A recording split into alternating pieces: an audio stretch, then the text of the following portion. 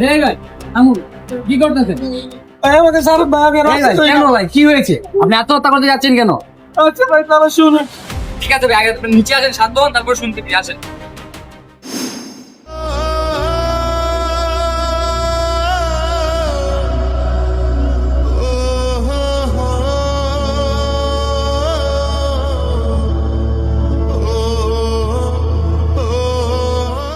কিরে তোর বাপ দিছে কেনা?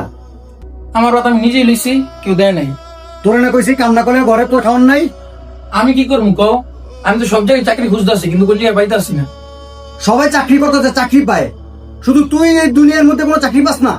তোর হয়েছিটা কি ক? বাবা আমি তো অনেক জায়গায় চেষ্টা করতেছি, কোন জায়গায় চাকরি পাইতেছি না। এখন আমার কি করার আছে কও? তোর মতো দামড়া পোলা এই বাপের গাড়ে বসে বসে কাজ তোকে লজ্জা করে না? আজকের পর থেকে তোর আমার বাড়িতে কোনো জায়গা নাই, কা বের হয়ে যা আমার বাড়ি থেকে।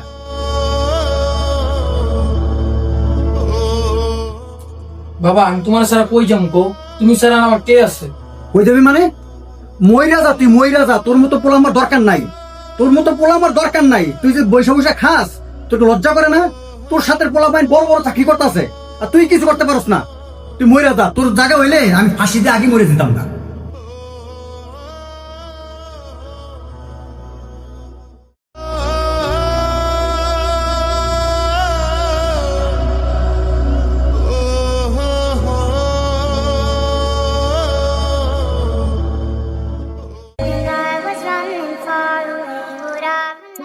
বন্ধু আমার জরুরি একটা চাকরি লাগে, আর আমার সুযোগ আছে না। আমার নিজের কাছে নিজের ছোট মনে হয়। ধৈর্য ধর বন্ধু, চেষ্টা চালায় যা, একটা না একটা ব্যবস্থা হয়ে গেল। মাঝে মধ্যে মনে হয় নিজের জীবন নিজে শেষ করে দেবে।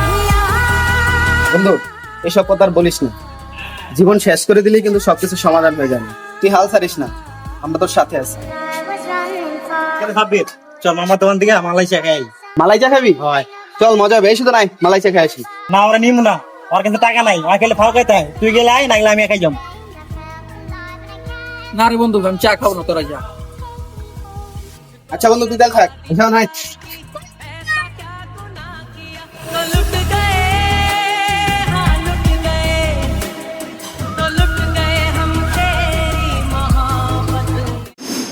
ভাই আত্মহত্যা কোনো সমাধান নয়। আল্লাহ তাআলা এত সুন্দর একটা জীবন দিছে, আর এই সুন্দর জীবনের মূল্য অনেক। ভাই আমি একটা বেকার মানুষ, আমার পকেটে টাকা নাই, এই জন্য আমার বাপ মা আমাকে দেখতে পারে না, এবং আমার বন্ধু বান্ধব আমাকে ছেড়ে চলে গেছে। ভাই আজকে কষ্ট আছে, কিন্তু আগামীকাল তো নাও থাকতে পারে।